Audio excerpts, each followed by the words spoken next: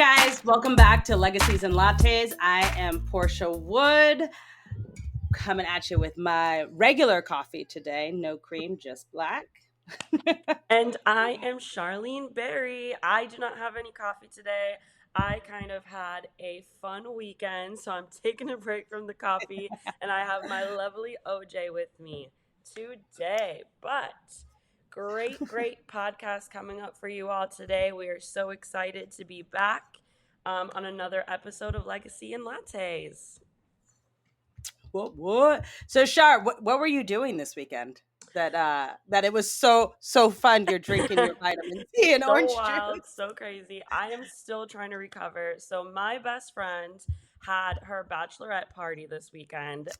Fun fact, this is also the first wedding that I am getting to be a bridesmaid in. So I am Oh, so excited. congratulations! Yeah, that's Yes. fun. Yeah, we went to Sarasota, Florida. I am from Tampa. Sarasota is about an hour away.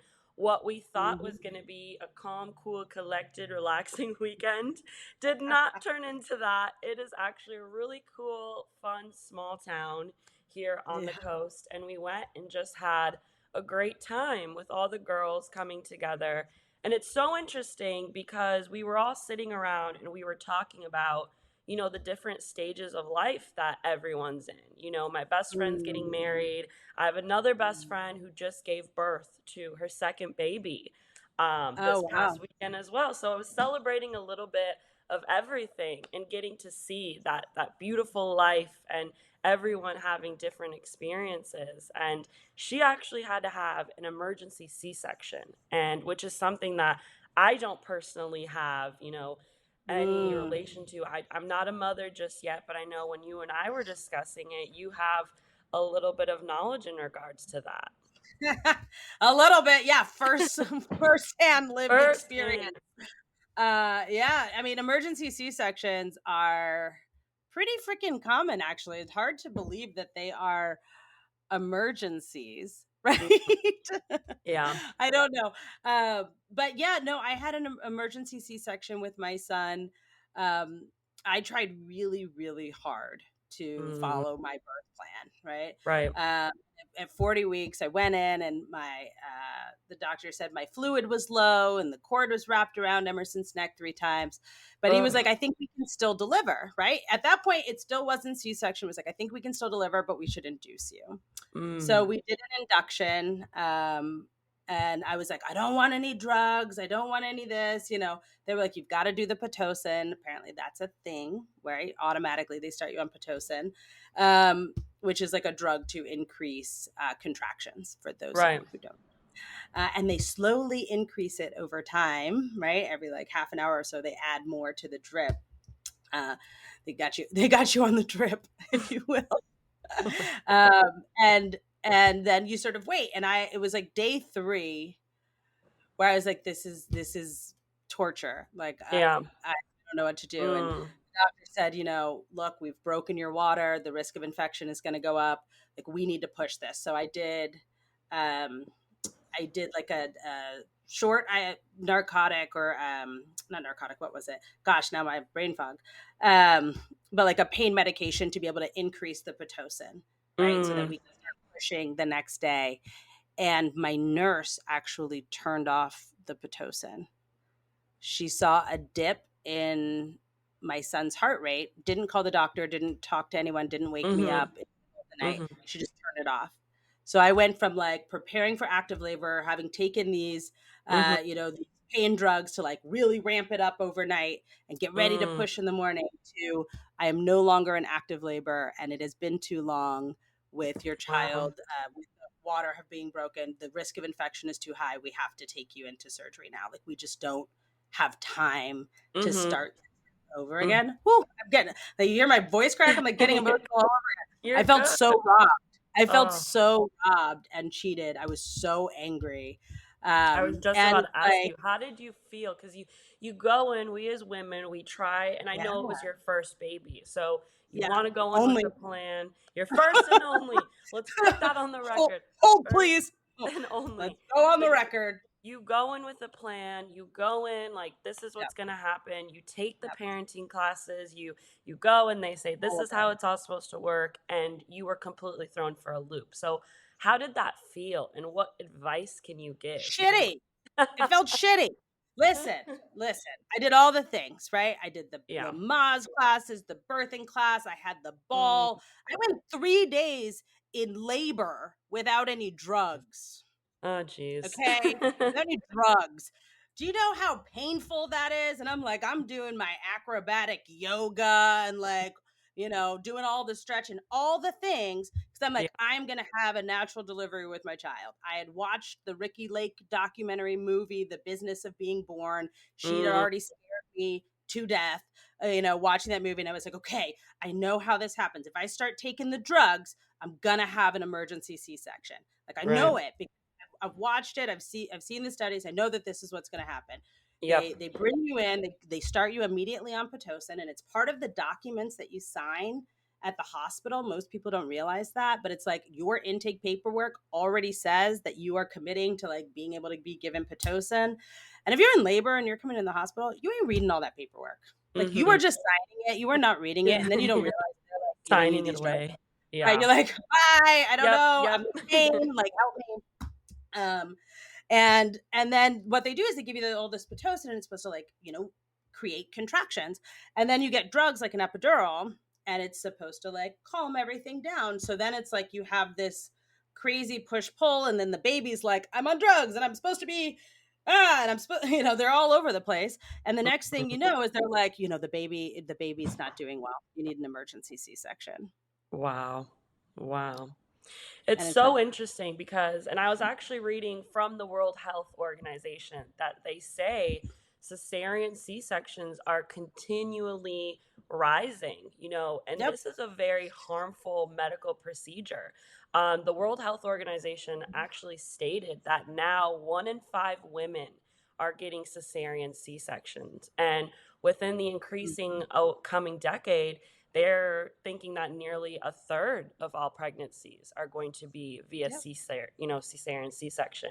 And also, isn't it like once you have your first kid as a cesarean C-section, you have to have the rest? You have to have another. They're like you have no choice. This is You it. have no choices. So that's not necessarily true. And the reality for that is you can do what's called a VBAC. Mm, Now, VBACs are can be difficult and they can be dangerous, right? right. But you can do what's called a VBAC, or a vaginal delivery after cesarean. Um, and I know people who have done it, who have successfully navigated it. But the problem with the C-sections or the cesareans is that it's more business related, right? It's a lot easier for the doctors. Mm. Sorry, doctors who are listening, but the doctors, the hospitals, the medical staff, because it's formulaic, right? Right. I give you these drugs, I take you in, I need these people on staff. We can have the baby out in 10 to 15 minutes, Mm, and and we're done, right? And right. and in that point, we're done. The baby's out, we wheel you out, and we can wheel the next mom in over and over and over again, and we can do this many surgeries, and we can charge this much money, and there is significantly less risk or conflict that's going to happen in this surgery, because we know what's happening in regular birth. There's too many variables that Right. increase our malpractice insurance, et cetera, et cetera. And so we see a rise in cesarean sections. And you would think that those cesareans would actually increase maternal health in this country, and it doesn't. We have the worst The maternal worst. mortality rates in the world, and so Hmm. it's a little bit crazy to me that even though we have this increase in actual surgical response, that we don't have an increase in actually women's health as it relates to giving birth. But that is for our next segment, Yeah. which we are going to roll into in a second. So we're going to go ahead and take a quick little break. And when we come back, we're going to be talking about maternal health, including physical, mental, and emotional health, and some of the challenges that we're facing. So stick with us. We'll be right back.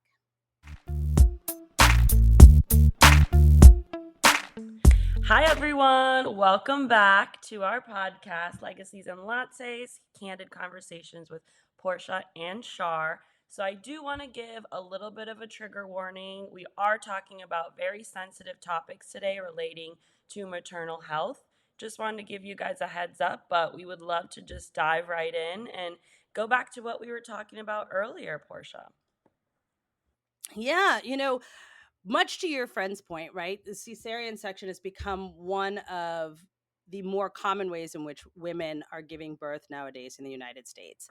And if you've ever seen, and for those of you who are listening, if you haven't seen it, Ricky Lake did a documentary, I think back in the 90s, right? Because Mm. who has heard about Ricky Lake in a long time? But it is a must watch for Mm. any woman who is considering giving birth in the United States. It is a much Is it watch, on and it's Netflix? called. Where's it at?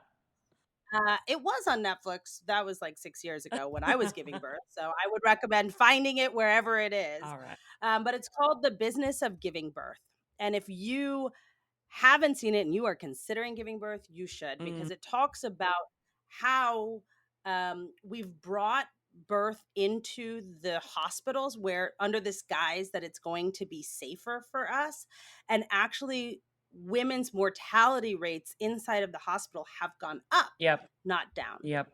It has actually become less safe while inside a hospital for women to give birth than it did when we had midwives and we had sort of in community care. Mm. And so there's a lot of reasons why people are talking about that, right? There's consistent care, there's more time, it's more holistic, but also you're not really doing C sections in the community. We're letting our bodies be the guides for pregnancy and delivery, Mhm. and in many instances, we are, much like every other animal on the planet, wired for One this. that's We are as a wired for woman, giving.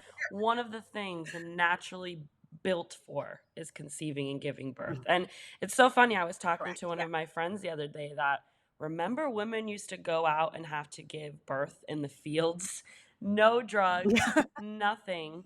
Mhm, And maybe just the mhm. community rallying around her, midwives, other women, other mothers that have also given birth. And exactly Yeah. what you're saying, I know. And specifically, we want to talk about the racial disparities. Yeah. That there's a Absolutely. significant racial disparities in mortality risk rates. Black women are disproportionately affected. They have a mortality Yeah. rate that's 2 to 3 times higher that of white women.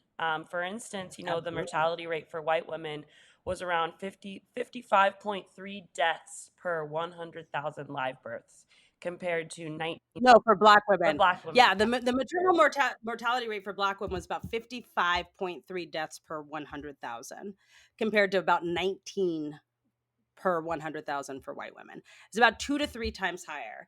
And so much of that is rooted directly in, um, racism. Mm. It just is. And especially in gynecological health, the history of Black women in gynecology is one that is horrifying for anyone who dares to even scratch the surface. Oftentimes, Black women are not believed in their pain. I mean, you can even look at the story of Serena Williams when she gave birth to Mhm. her daughter, and she talked. This is one of the most well-known athletic, healthy women, Black women, right? Mm. Arguably, not even arguably, the best athlete in the world, Yep. right? Uh, and she's communicating about something she feels that is different inside of her body, and her care team did not take her seriously enough. Mm. Which goes to the conversation of like having a really strong advocate, right? Yep. Making sure that you have a strong advocate. But there is still inherent racism that is built into our medical systems, that impacts how med students are trained to deal with Black women and to believe Black pain, how doctors perceive Black women and pain. And in gynecology, if you look at the guy who is deemed the father of gynecology, he did his experimentation on Black women without any medication. Wow. We're talking about full on surgeries. We're Yeah. talking full on medical procedures, poking and prodding, all without any medication to his women subjects that he believed to be less than human. And so when we're thinking about how do we get from there, a perception by doctors, um, to uh, that we don't have any value to today, Mm, we're still seeing that today, and mhm, it's showcasing and highlighting in these numbers, right? We should not be one of the most we should not be one of the most powerful nations in the world mm, and have women dying mm, in childbirth at the rates mm, that we do. We have one of the worst, and I know I said it, but we have one of the worst maternal mortality rates for any developed country. insane. We are basically the highest, and the causes of this, right? The leading causes are complications from childbirth, so hemorrhaging, Mhm. right? High blood pressure disorders, so preeclampsia and posteclampsia, and infections. Mm, Infections. So it's interesting that we have surgeries that are cutting women open, exposing them and putting them at risk for infection and hemorrhage, mhm. right? And all of these other things that are the leading causes of death. And yet we're constantly being told that it's necessary for us to have a safe delivery. Safe delivery for whom? Mm. You know? And then on top of all of that, mental health after the fact, Mm. how this affects women. And I know they call it the baby blues, right? Oh, you're just getting a case of the baby blues. It's like, no, they just went through this medical procedure that Yeah. ripped, I know I hate to be graphic and vulgar, but ripping you open and taking life outside of you. And how does that affect your mental health? All of the hormones that go into a pregnancy, everything being injected in Mhm. you. And let's talk about mental health. Postpartum depression also affects 1 in 8 women in the US. And we have to Yeah. talk about that and how, and I know my friend, she gave birth on her birthday. She gave birth on her birthday, That's so funny. the day I before. love what a heck of a great birthday that's present that is, that's what I right? said. Hey, happy birthday. Here's a baby. I was like, Your "Happy life is forever birthday." changed. She's like, "Yeah, I just Happy wanna birthday. be I just wanna be in bed. I had given birth, exhausted, Yeah, exhausted." And so absolutely. I wanna check in with her. I know my plan is to go see her sometime this week, but giving her that adequate time that her body needs to heal. She needs to, rest and relax. And a lot of times, a lot of people, obviously, it's a beautiful baby that's being born, but what about the mother?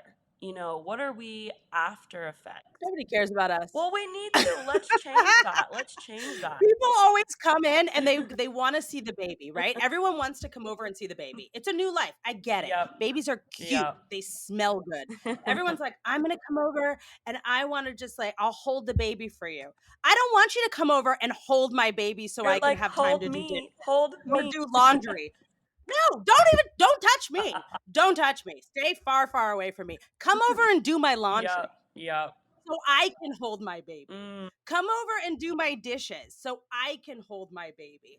Come over and like vacuum. yep. Cause like if I've just had surgery, especially since many women are having C-sections, I'm not getting out of bed. I'm like 1000%. walking, right? I've been split open. I feel like I've been gutted like a pig. They take your organs out to get to the baby. It's a whole procedure, and everyone's like, it's so cute, we wrap it with this bow because we had a baby. No, you split open my entire abdomen and took out my organs to get to that baby and then Yep. sewed them back up and said, now take care of this baby and don't let them die on no sleep and no rest, and here's some pain pills. Oh yeah, and keep up your house. Oh yeah, and welcome guests who want to come over and see that new baby and want to hold it so that you can do more work. No, get out of here. Don't come over here. Don't come over here. Come over here if you're gonna do my dishes. Yep. If you're gonna do my laundry, if you're gonna like stock my fridge with food and you're gonna be like, go take a nap, you can come. Yep. After you've had some shots or and a COVID test, You it's heard it icky out here here. first, guys. You heard it here first. Do not come over unless you're helping out. Uh, Don't come. And people get these expectations, and I don't know if it's a generational divide, but I remember after I had my son, a bunch of people would be like, I want to come see the baby. And I was like, what am I, chopped liver? Literally, chopped liver, yep. right? I've been chopped up, and you want to come over here and see this baby. He cute. But what about me? When we think about the postpartum depression, they actually talk about the chemical change that happens in your body. As women, we don't actually go back to balance Mm, until like 8 years wow. after our kids. I was like, Wow. "You mean I'm still in a postpartum stage? My son is 6," and You're they were s- like, "Yep, you are. You are still not fully chemically balanced." And I can't even imagine what it's like for the women who have multiple babies back to back to back, wow. because you're just forever in this state of imbalance. Like, what how do you find balance, and when? Because you are perpetually in this state of imbalance. So, And it, and it postpartum is real. And we talked about it earlier too, that because of all of this, there's a lot of women that are choosing to have babies later in life, that Yeah. might have more time. And I hate to say more time, but we were talking about earlier that, I mean, even myself, I'm 27. I'm like, I don't think I could have a child right now, or even Yeah. younger. So kudos, because exactly what you're saying, 8 years.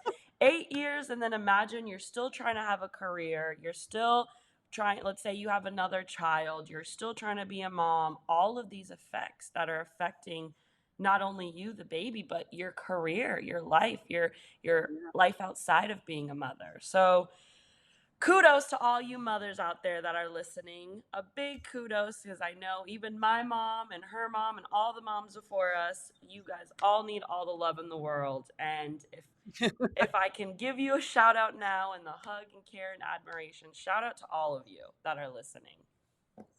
Yeah, for sure. Moms are the real MVPs, right? Yeah. I saw a video on TikTok, and I do, I love me some TikTok. I am a constant scroller. I scroll in the middle of the night. I look at things. I'm always on TikTok. It's kind of actually terrible, but I love it. But I saw this video, and it was like, if we wanted to solve the world's problems, literally elect a mom. Like, moms just get stuff done. It's like multitasking, executive management, conflict resolution. Yep. Like, we moms just like know how to do it. And especially a mom who's got like 3 kids or more, that's the person you want to hire in any Exactly. career, in any job. Like, let's put them in government, because they're good. They would get stuff done they'd be like, temper tantrums, like these temper tantrums you're throwing over here. Mm, we let's talk about this, right? And we're all now well versed in gentle parenting. Mm, Um, but I take it back just a little bit, right? When we think about the challenges and disparities, there are some really great organizations that are working on this maternal health crisis, mhm, and I want to make sure that we give them a shout out for our audiences, because I do want to make sure that they know where to find resources. mhm, And March of Dimes has made maternal health one of their main focuses. And so, if you are not familiar with March of Dimes, definitely go look into them. They've made maternal mortality an issue that is top of mind awareness. So they are doing more studies on it. They are using any of the funds that come in to help support women, to provide postpartum care. There are several smaller organizations that are providing postpartum care for women.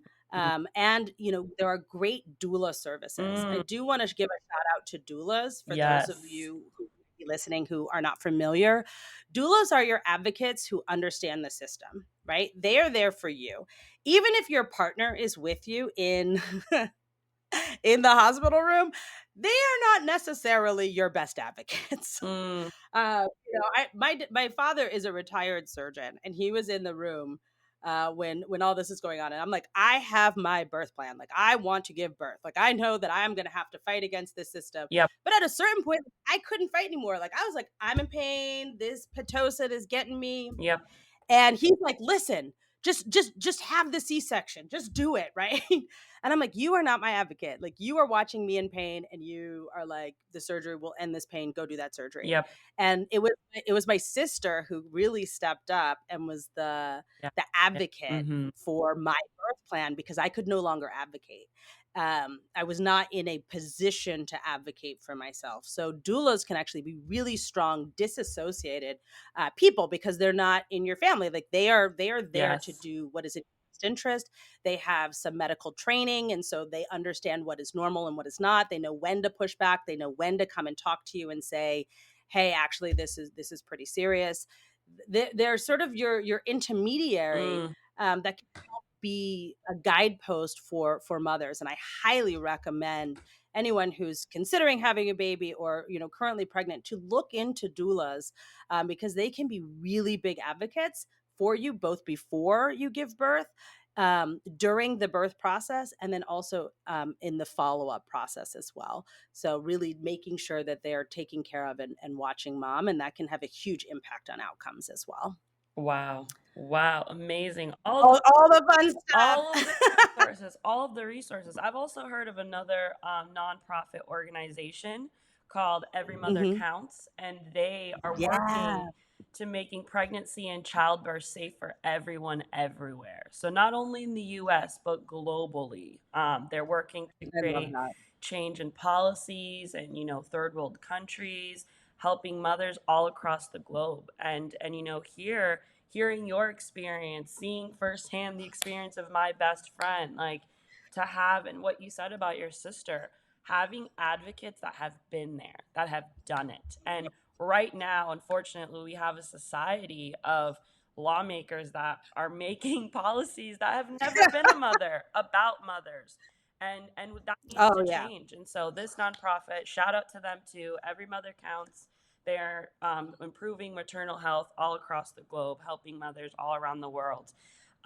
Just I love all of these that. amazing resources and nonprofits that we can get involved in. I know I need to get involved, and someday, I plan on being a mother someday, and hopefully creating a change with our own community, and being an advocate, and listening to the Yeah. stories of other mothers before us. And we as women, like, it is okay. Like, It you is did not okay. have the perfect childbirth. You didn't have your makeup on, or Beyonce, didn't she like rent out an entire suite for her birth? Like, it's I mean, okay. that makes sense. That's Beyonce, let's be honest. But it is She okay. that was Like, that was to keep the paparazzi out. and give yourself credit. You gave birth. You gave Yeah. life. You gave. It's amazing. We all would care. It's easier said than done because, again, right? Like, give yourself credit. Mm, I was devastated by my birth story. Like, I was devastated at the loss of that experience. I felt robbed. I felt mm, cheated. mm, I was very angry with the nursing staff at the hospital. And I wasn't in a position to fight. And once the baby was born, I wasn't in a position to fight and advocate for that. And it's sort of like, well, how are you going to argue you have a healthy baby? right. Right? Like, your baby's healthy. Like, what are you so mad about? Oh, you didn't get to give birth the way you wanted. Oh, they turned your medication off without talking to your doctor. Oh, they completely put your child at risk by, not by basically stopping your labor, by stopping the medication without actual approval. Like, all of those things. Yeah, I was very angry about that robbing, Mm, because it also impacts the connection that we have with our children. Breastfeeding is mm, typically harder when you have a cesarean section because of the chemicals that are not mm, released in our bodies when you go through the birth process. The connection to our children, right? Those chemical connections that happen when you have a birth versus a cesarean is different. And it took me a lot longer. Well, I don't know. I don't have anything to gauge it against, but it took me a long time to bond with my child. mm, A long mm, and so there, it's easy to say, hey, you gave birth, you gave a life, but it's not. I mean, it was trauma. It was traumatic. It was scary, it was traumatic, it was, and then the bill comes at the end of it all, right? And there was a doctor in my doctor's practice who was part of my surgical team, but without my knowledge, had not been approved by my insurance yet. Oh, Their application no. was still pending. So I don't know this. My doctor brings them in. They're a part of my surgical team without my knowledge, without my consent, without anything, right? But it's an emergency. So they bring them in. And then when I get the bill, I get a bill for their full amount because my insurance won't cover them Oh, because their application is no. pending Oh, no. at their full rate. And so I've got a brand new baby who's a couple weeks old. I'm recovering from major surgery. I'm angry already about the way that this process has gone down. I'm sleep deprived. Like, I'm on medication, like all of these things. Right. And now I have to call the hospital and fight a bill because you guys did something, and I had to fight and I had to step up and I had to do that part. So it's like we say and we tell women all the time, oh, you gave birth, it's such a beautiful thing. No, we need to talk about the stories of the impact of women, Mm, because this is the part that matters, yeah. right? We forget it's the trauma doesn't go away because I have a healthy baby. I'm grateful I have a healthy baby, but I should never have been traumatized. Mm, And if we don't change the experience of women in the birthing system, we're going to keep seeing outcomes like this, where women are dying, where women are experiencing incredible amounts of postpartum because we have no follow-up care, because we're not doing good maternal care on the front end, because we are not advocating for women. We're saying, oh, you have a healthy baby, go away, right. right? Like, go deal with that healthy baby, be grateful. And it's like, I can be grateful, and two things can be true at the same time. I can be grateful and say that this system and the way that this happened was traumatizing and horrible, Mm, right? And so, when we think about, and that's just when people are giving birth, right? When we talk about maternal health, and we just had the 51st anniversary of Roe v. Wade, mm, right? Which has been gutted by the Supreme Court. And now we've seen in about 21 states, women are either barred entirely or, barred partially from being able to exercise their own sort of guidance for their own bodies when it comes to maternal care. And we are seeing women who, one woman went into the hospital. She went into, her water broke at 16 weeks. She went into the hospital and was like, I'm bleeding. I'm having a thing. And they basically told her to go back into the parking lot until her condition got oh worse, my goodness. because, the medical staff, couldn't do anything Oh about my it. goodness. Oh. So it's like, it's not just like, hey, you had a healthy baby. Like, we have to deal with the experience that women have when they come for maternal care. We're treated like essentially Mm, walking vessels for producing a healthy child, versus being whole human beings, individuals that need to be cared for, thought of, considered in our experience. Another woman came in and had a life-threatening pregnancy issue going on. She asked the doctors in the emergency care, they basically said, you need to wait until this gets worse, ended up having an emergency hysterectomy. And instead of being able to terminate the pregnancy that was killing her so that she could then have more children, they took out her entire uterus. They gave her a full hysterectomy. And these are the policies, right? mm, These are the policies and the laws that we're debating over in society. It's like, no, we're talking about whether or not we value women and their mm, lives and our experience. mm, Because if we did, we would have, you know, paid maternity leave like every other, first world nation.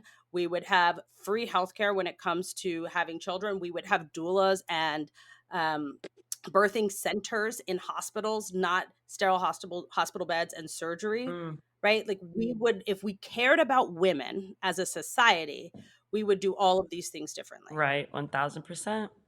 1000%. So, sorry, I like went off on a tangent, but you're like, That's have a okay. healthy baby, and I'm like, Lots no, this is not lots just of about the good baby. good information here. And thank you for sharing your story. I know it's a difficult one. It's a traumatizing one, as you mentioned. A Yeah. lot of women, and even some of my friends, that now I have a friend that she had one baby and she's like, I'm done because of her traumatic experience that she had, within the Yeah. healthcare center. And so thank you. And Portia kind of already touched base in regards to some of the news and legislation that we'd like to continue discussing. So in our next segment, after we come back from a quick break, we will be deep diving a little bit more of maternal health in the news regarding legislation, policy, and other news as well.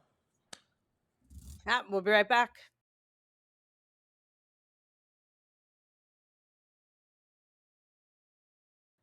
Hey guys, welcome back to Legacy and Lattes with Portia and Shar, candid conversations. As y'all know, we are a little bit nuts. We are a bit unhinged. We kind of go We're a little a unhinged. little This heated is me. today. A little Yeah, heated today. This conversation really hit home, and even when we were offline still during our break, we continued talking about what we were just talking about, and we yeah. were heated and in a good way. We Yeah. were Our emotions were heightened. Oh yeah. You know, the thing that comes up for me, it's like it's this constant reminder. We were talking about policies and lawmakers, and as a lawyer, like we are fierce advocates for our clients, right? Like that's part of our professional responsibility, is to be a zealous advocate for your client. And it's so interesting because it's lawyers who put these policies into place that, negotiated for, women to be able to get maternal leave, for women to not be discriminated against in pregnancy, et cetera. It's lawyers, right? It's law firms that did this. And yet my law firm, when I was pregnant, called me into to the office, um, while I was still on maternity leave, to discuss sort of like the conditions of my return. And the conditions of my return were that they were going to reduce, sort of my hour requirement, but not really. But they were going to reduce my salary because I had these new conditions, or restrictions on my time, which I thought was interesting because one of my male colleagues also had a child. His wife had a child at the same time that I did. And that was his fourth child. He was back to work in 2 days. And Mm, they didn't say, hey, you've got these new restrictions on your time. You've got 4 kids at home and a wife that just gave birth. And, you might have some mm, restrictions on your time and some added needs at home. There was no expectation of that. There was mm. congratulations and subsequently a big bonus and a raise. They didn't even give me my bonus because I was out on maternity leave at the time that bonuses came out. Oh But despite my the fact I goodness. worked all year and had a baby in October, when they gave out Christmas bonuses and end of year bonuses, they didn't give me one because I was on maternity leave. I Oh, subsequently quit that firm, as I'm do sure you can better. imagine. Do better, America. But Do but it better. brings up the point of when we talk about policy leaders, even law firms, the people that we would Yep. go to, because if a woman walked in that didn't work there and said, "Hey, I'm being discriminated against for pregnancy," they would absolutely take her money and fight zealously for all of the laws to get that woman representation, right? I mean, that's not the type of law they Yep. did, but you get my point. The reality is they didn't Yes. practice what they preach, right? And so then they come out, and the next thing, that happens is that they're engaging in this kind of behavior. I subsequently ended up leaving not too much longer after returning from maternity leave. And, Yeah. Wood Legal Group was really born out of that. Not just that, Wow. but it's, there were conversations that I was having people while on maternity leave about sort of estate planning and how do I protect my child. And I realized that there was a whole lot of holes in the marketplace in terms of people just not understanding what the needs were. I had to think about guardianship and protecting assets and, setting up a trust and all this stuff. And for my son specifically, now that he was born, and my community members, my people, my mentors, many times were looking at me with like a deer in the headlights. And I realized that my community was not being talked to about the importance of estate planning. And so when it came time, I went back to my firm. I was ready and willing to get back into the real estate litigation world. And Hmm. after that, I was like, you know what? I'm just going to go be an advocate for my community. I'm going to do things my way Wow. because I'm not working for people who don't value my personhood. Mm. Right. I just Mm. I was unwilling. And in that same vein, over the last 6 years, we've created Wood Legal Group. And we've helped thousands of families. Yeah. And we've done it our Right. way. Right. I'm on TikTok. We've done it our way. You know, We've just done it. having those We've done it. conversations. Yeah. It's And a big shout out to Portia, everyone. I really want to give her a big shout out for giving us her story today and relating it back to maternal health. We actually didn't know doing this podcast today that today is actually Maternal Health Awareness Day, shut up, January really? Is 23rd. it? It is. It is. It is considered Maternal Health Awareness Day, I and didn't this know is a that. day That's funny. that was created to raise awareness of maternal health, mortality, and educate women, physicians, and families about ways they can protect and care for expectant mothers. So it is recognized today on January 23rd. So a If we big had planned shout this out. better, this episode would have dropped on today. But we did It did not. it. It did not. But to relate to that news, I know Portia mentioned it is the anniversary of the of Roe v. Wade, Hmm. and so I'd love to go into our segment in regards to in the news of what policies are going on around the country in regards to maternal health. Mm. So, Terrible ones. actually, there are I some don't even know how to there. describe it. I mean, we are looking at what is a women's human rights issue right now. I mean, we are seeing Right. women in states all across this country in 2024 America who are being told by their doctors to go into the parking lot and let their conditions get worse so that they can treat them. We are seeing women Mm, having full hysterectomies and losing their ability to bear children because the doctors can't treat them because of these new laws. And we have laws now, which is what these laws are now saying, in states in America that say that an unborn child who could not survive absent the mother, that is actively killing the mother, has more rights than the mother does to live. mm, And it's crazy for me to think that, like, we agree with that, right, as a society, or that even the people who are on the pro-life side, how can you agree with that? Right? There's something where, if the baby could survive on its own, if it was taken out, right? If it was taken out and it could survive on its own, then then then remove the baby and save the mother, right? But because it couldn't survive on its own, right? It was mm, dependent. Removing the baby and giving it a fighting chance, or removing the fetus and giving, and saying, okay, fight, you want to call that abortion. It's because it cannot sustain without the mother. And if the mother mm, is dying and the mother dies, the baby still, the fetus still dies, right? mm, This, so it's a weird argument that people are making. It's basically like the mhm. only way that this child should die is if the mother dies. What? You know what, everyone, we should use this as really, use these stories, these everything that's going on as a news. This should really fuel your fire. If you're a mother, if you all of us are children of mothers, right? There's also some really good legislation that is going on. I would like to bring up that segment. There are in Georgia right now.